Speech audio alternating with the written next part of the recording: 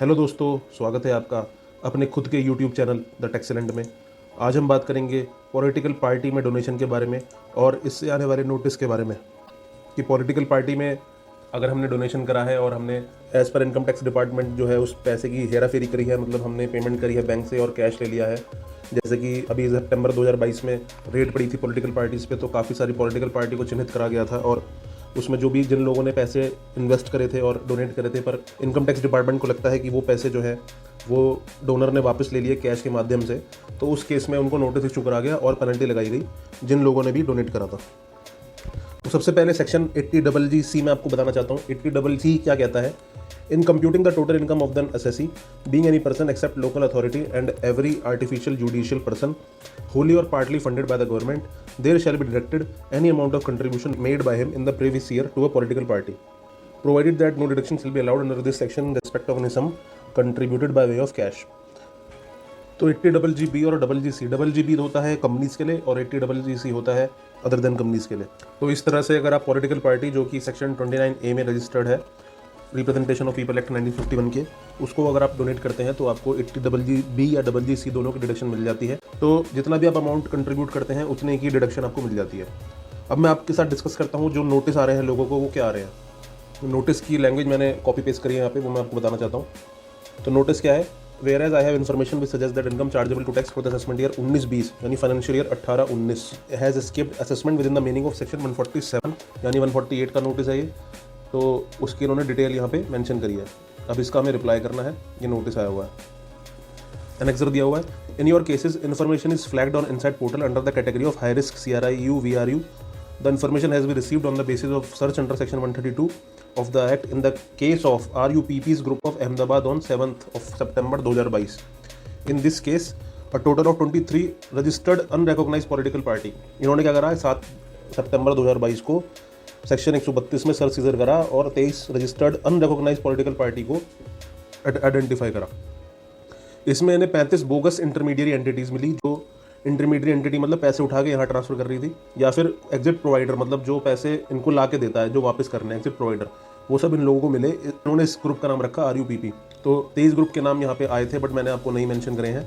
तो उन 23 पार्टीज़ के जो भी लोग थे उनको इन्होंने जो है आइडेंटिफाई करा। अब इन्होंने क्या बताया कि during the course of search action large number of incriminating document related to bogus donation receipt, diaries containing detail of commission, loose paper, WhatsApp chat, ये सब इन्होंने यहाँ से आइडेंटिफाई कर लिया और जो जो इसमें लोग शामिल थे उनको भी पकड़ लिया। अब इन्होंने मोडस ऑपरेंडी क्या बताई है, कैसे होता है। इसमें उन्होंने बताया कि पैसे रिसीव होते हैं चेक, NEFT, RTGS से उन बैंक अकाउंट्स में उन पार्टियों के, और वो पैसे जो है वो वापस कर दिए जाते हैं कमीशन काट के। तो कमीशन का रेंज इन्होंने बताया 3.5 से 5%। और जो जिन्होंने भी डोनेशन करी थी उन्होंने इसको क्लेम भी करा है अपनी ITR में। तो ये सब इन्होंने आइडेंटिफाई करा और इन्होंने फिर आगे भी कुछ पॉइंट मेंशन करे हैं कि जो बैंक अकाउंट थे उनमें करोड़ रुपए की ट्रांजैक्शन थी, उसके बाद वो अकाउंट क्लोज कर दिए गए और इनके बहुत सारे अकाउंट थे और काफ़ी लोगों के पास अपने खुद के अकाउंट उनके थे वो जिसमें वो एंट्रियाँ कराते थे लोग बाग। इस तरह से इन्होंने जो है इसका पूरा पर्दाफाश करा इन पार्टियों का। तो इस तरह से इन्होंने पूरा चिट्ठा खोल के दिया कि भाई हमने आपको नोटिस क्यों इशू करा है, जिस भी आदमी को नोटिस आया है उसकी ये लैंग्वेज है। और इन्होंने ये भी बताया कि हमने RUPP के अंदर एग्जिट प्रोवाइडर और सबको हमने आइडेंटिफाई करा, डोनर्स को आइडेंटिफाई करा है, जो हमें लगता है कि गलत है। और इनका कहना है कि जो नोटिस जिसको दे रहे हैं उसने भी इतने रुपए की डोनेशन करी है इस फाइनेंशियल ईयर 18-19 में और उतने का इन्होंने क्लेम भी करा है। तो ये कहना चाह रहे हैं कि भाई आपने जो है इतनी इनकम एस्केप असेसमेंट करी है, जो भी सपोज 5 लाख रुपए इन्होंने डोनेट करे थे तो 5 लाख रुपए इन्होंने क्लेम करे, तो 5 लाख पे टैक्स नहीं दिया, तो इनकम जो है वो एस्केप कर गई असेसमेंट से। तो इन्होंने यहाँ पे अपॉर्चुनिटी ऑफ बीइंग हर्ड दिया। तो अपॉर्चुनिटी ऑफ बीइंग हर्ड अगर प्रोवाइड करी है तो उसका हमें रिप्लाई करना है कि भाई हमें इसका क्या, अगर हमने सही तरीके से काम करा है, हमने सही डोनेशन करी है तो हमें डरने की जरूरत ही नहीं है, पर अगर हमने इसमें एंट्री घुमाई है तो डरने की जरूरत है। तो इस तरह के नोटिस आ रहे हैं लोगों को, और जिन्होंने अगर जेन्युइनली डोनेट करा है फॉर द पर्पज ऑफ कि पॉलिटिकल पार्टी कुछ अच्छा काम करे तो उनको डरने की जरूरत नहीं है। वो तो इसको केस को फाइट ही कर सकते हैं, अपील फाइल कर सकते हैं, पर जिन्होंने करा है मेरे ख्याल से तो उनको जो टैक्स है वो पे कर देना चाहिए और ज़्यादा से ज़्यादा क्लीन काम करें तो ज़्यादा अच्छा रहेगा। तो इस केस में टैक्स लायबिलिटी क्या बनती है, देखिए अगर इंडिविजुअल आपने करा है या कोई भी कंपनी किसी ने भी करा है तो टैक्सेस पर रेलेवेंट स्लैब भी लगते हैं, तो वो लग जाएगा उसी अमाउंट पे।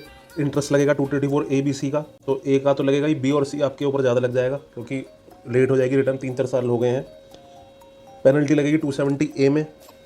270A में पेनल्टी बहुत ज़बरदस्त लगती है।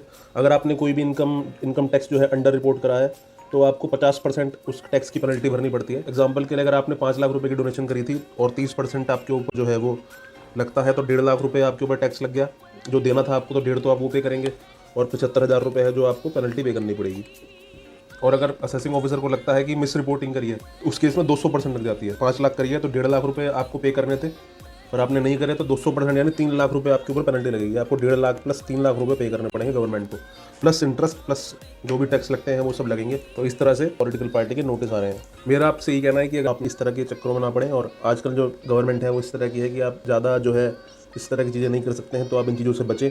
और अगर आपको कोई इस तरह का नोटिस आया है तो आप तरीके से उसका टैक्स पे कर दें, ज़्यादा उसको फाइट करने के चक्कर में ना लगे। अगर आपने जो है जेन्युइनली आपने टैक्स पे करा है तो आपको डरने की जरूरत नहीं है। आप वेट कीजिए, फाइट कीजिए, केस का अपील डालिए, कहीं ना कहीं आपका जो है सॉल्यूशन आपको मिल जाएगा।